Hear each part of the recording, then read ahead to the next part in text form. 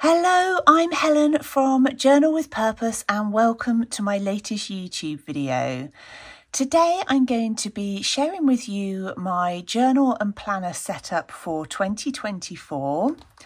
Not much has changed in terms of what I'm going to be using. There are a couple of new additions, but I've had a few questions from people about how often I use my different journals and things like that. So I thought it would be a good opportunity to kind of wrap both of those things up in one video.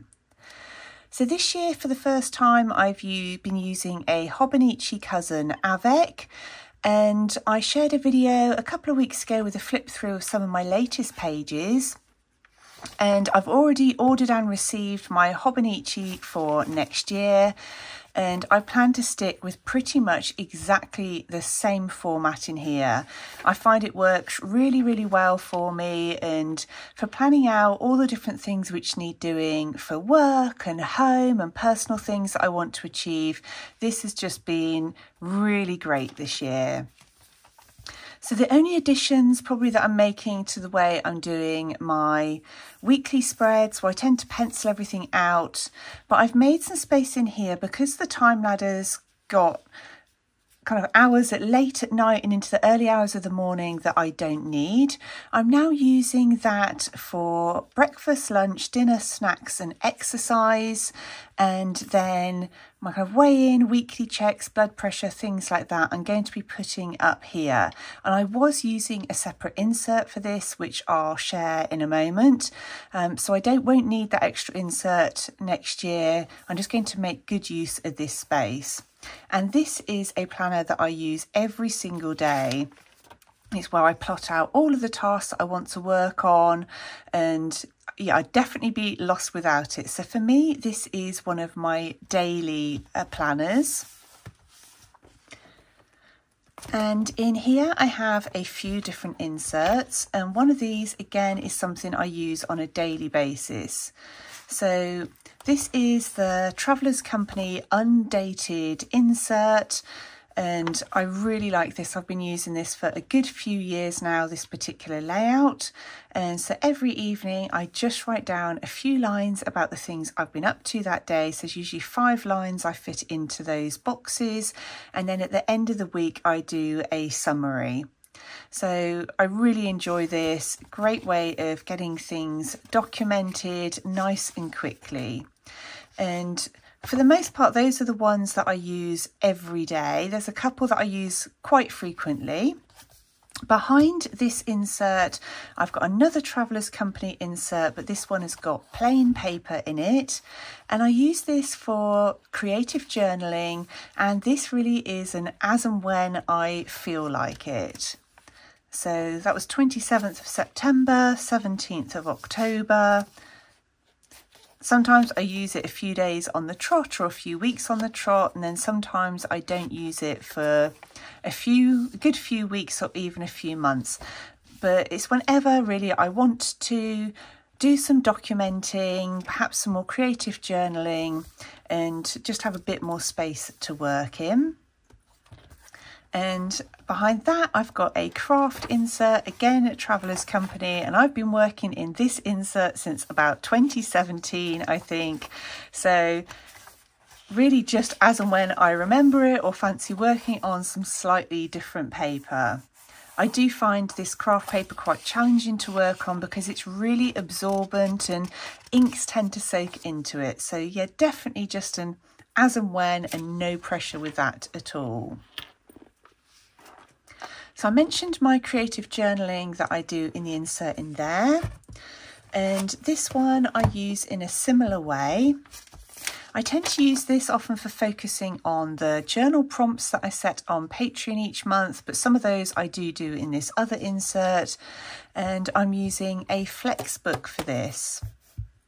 And I just really enjoy being able to look at some of the prompts, and so things like here I've had plans for November and vintage style, making time for and decorative border, I'm doing well at favourite supply.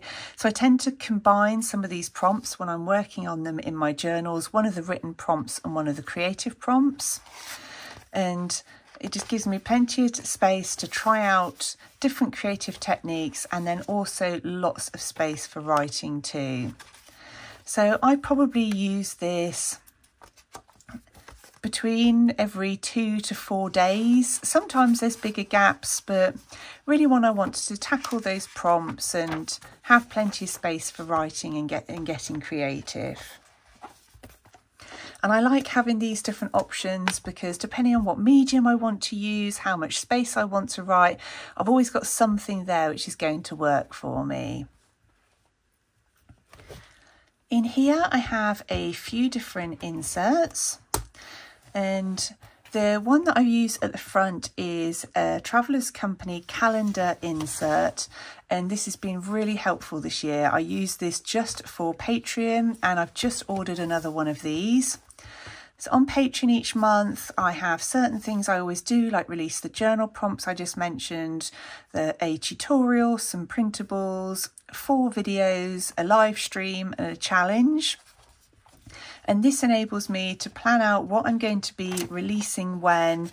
And I like to separate my Patreon from other things that I might have going on, because to me this is my key area to focus on, and other collaborations and releasing content on other channels comes kind of secondary to this. So this is my most important planner for Patreon, and then I've got content ideas where people have shared requests and things like that, which are also in here.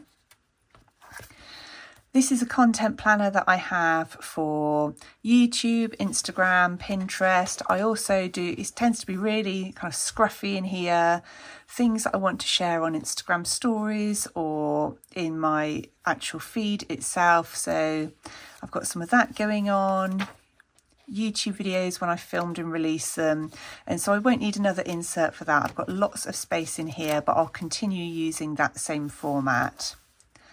And this behind is what I was using for my health and exercise tracking. So the same as I use for my daily journal, but it just ended up being too much space, which is why I'm moving that particular one into my Hobonichi.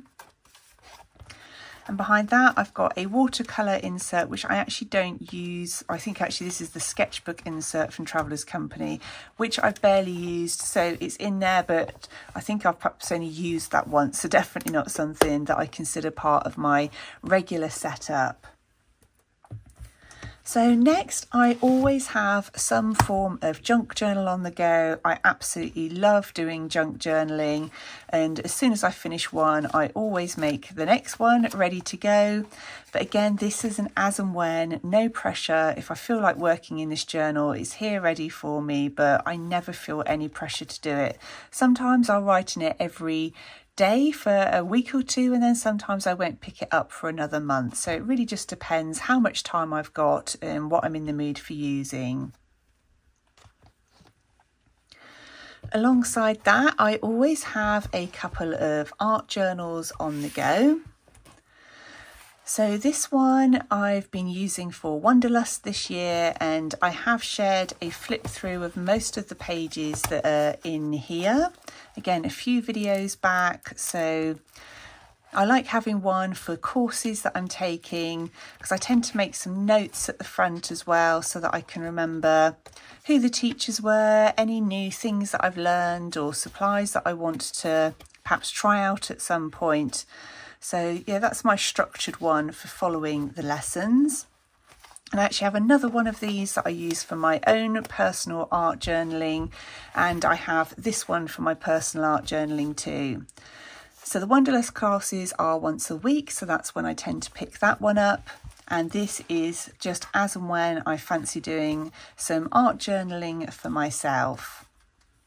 So I've not done lots in this journal at all, but I switch between this and another one of these, and this is a Dilutions art journal in the medium size, I believe. So that's it really for my planners and journals. I have a few other things on the go at the moment. I was recently sent this book by Onion Skin, and I've just really enjoyed playing around in it. I did quite a few on quite close together in here. I love the sound of this crinkly paper, and you can see straight through it. And that's definitely something I want to use more next year. So I'm counting that as part of my kind of journal setup. But it will definitely be a no pressure whenever I'm in the mood for doing something in here. So far, I've predominantly been using watercolour, but I saw somebody on Instagram using this for mixed media acrylic paint, so that's definitely something I want to try out as well. I love this journal, so yeah, definitely part of my setup for next year. I was also sent, I always have a sketchbook on the go, and I was sent this one probably a good few months ago now by Stanford Notebook Company. And I've really enjoyed using this. This was one of the pages, one of the challenges that I had on Patreon for October, so our kind of inky challenge. And I turned these into some bonus kind of free printable stickers. But I really enjoy playing around in here, trying out different techniques. Sometimes it's where I'll start some ideas for my printables.